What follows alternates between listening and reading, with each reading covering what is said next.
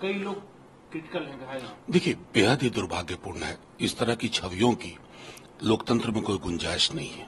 कल जब हमारी प्रत्याशी वहां से रोहिणी जी एक बूथ पे गई, जिस तरह की दबंगई और अशोभनीय भाषा का इस्तेमाल हुआ, इन्होंने रिस्ट्रेंट रखा, धैर्य रखा, संयम रखा, लेकिन उसके बाद इस तरह की घटना होती है तो मैं समझता हूं कि कई सारे लोग ये नहीं समझ रहे हैं कि लोकतंत्र में आपको ये तय करना होगा कि अगर व्यापक आबादी के साथ आप इस प्रकार का व्यवहार करेंगे और इस तरह की घटना को अंजाम देंगे तो ये लोकतंत्र की चीरहरण की तरह है, उसकी आत्मा को मारने के जैसा।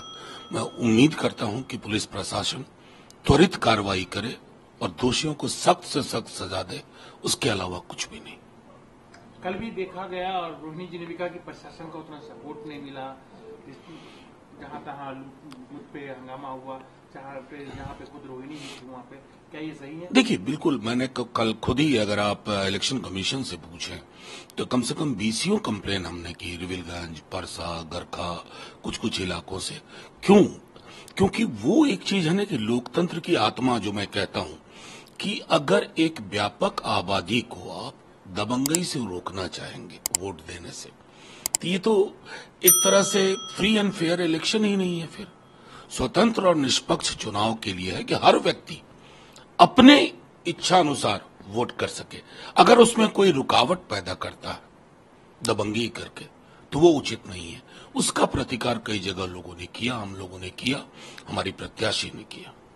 लेकिन चुनाव के बाद जिस तरीके से गोलीबारी हुई है, मौतें हो गई है, तो इसके पीछे क्या रीजन मानते हैं? देखिए, मैंने पहले भी आपको कहा कि कुछ लोग आत्मसात नहीं कर पाते हैं कि लोकतंत्र का सत्ता समीकरण 90 के पूर्व वाला नहीं रहा, ये 90 के बाद का, और 90 के बाद के सत्ता के व्याकरण को आत्मसात करना होगा, इसकी स्वीकारोक्ति होनी होगी।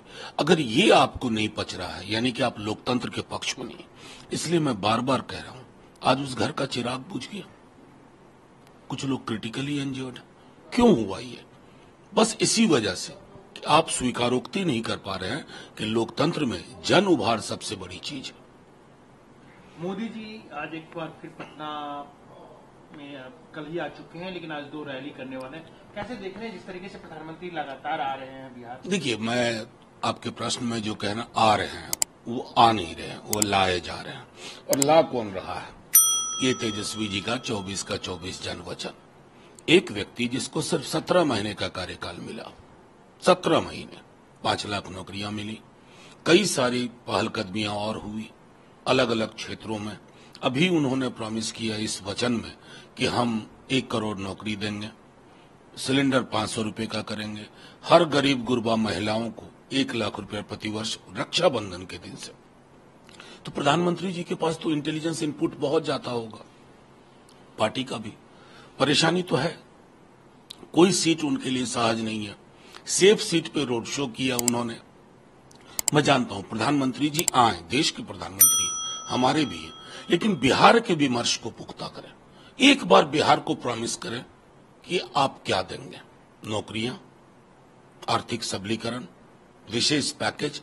अगर आप ये सब नहीं करते हैं, भैंस मंगलसूत्र के लिए आ रहे हैं बार बार बिहार, तो बिहार को आप समझ नहीं पा रहे हैं। एक बार फिर अमित शाह जी भी और मोदी जी ने भी कहा है कि अगर आप लोग की सरकार आती है तो आप लोग आरक्षण खत्म करेंगे, और अब जो ओबीसी SC ST को मिल रहा है वो कहीं ना कहीं आप मुसलमानों को। नहीं, देखिए, इससे ज्यादा झूठ और दुष्प्रचार नहीं हो सकता। उल्टा चोर कोतवाल को डांटे। हम तो कोतवाल हैं आरक्षण के, संविधान के। ये है मंडल कमीशन की रिपोर्ट, ये मैंने प्रेस कॉन्फ्रेंस करके दिखाई थी। मुझे उम्मीद नहीं थी कि मेरे देश के प्रधानमंत्री और गृह मंत्री मंडल कमीशन की रिपोर्ट को नहीं पढ़े। इसमें गैर हिंदू जातियां हैं, जानते हैं, सामाजिक शैक्षणिक आधार पर।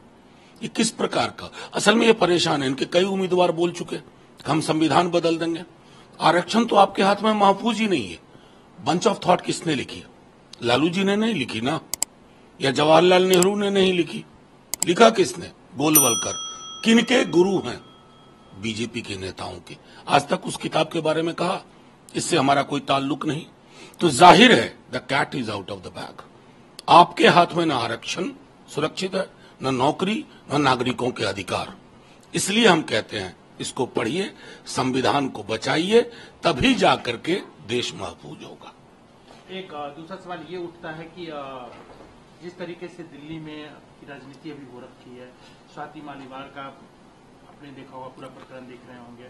उसी बीच केजरीवाल कह रहे हैं कि अगर आपको बचाना है संविधान को और इस देश को, तो आप हमें लोटस के खिलाफ, कमल के खिलाफ वोट दीजिए, ताकि ये जो कुचक्र चला जा रहा है, उनका कहना है, उससे बचा जा सके। देखिए, स्वाति मालीवाल जी के मामले में मैंने एक प्रथम दिन से कहा, तहकीकात करिए, अनुसंधान करिए। महिला उत्पीड़न का कोई भी मामला राजनीतिक लेंस से नहीं देखना चाहिए, लेकिन हेडलाइन मैनेजमेंट का सिर्फ उपकरण बन के रह जाए।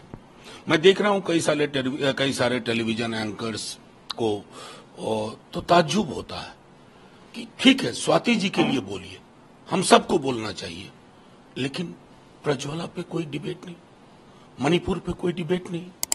क्या ये उचित है? एक नजरिए से ना महिला उत्पीड़न को, शोषण को देखना होगा। यह लेंस बदल देंगे। लेंस बदल दिया जाना हमारे लिए चिंता का विषय।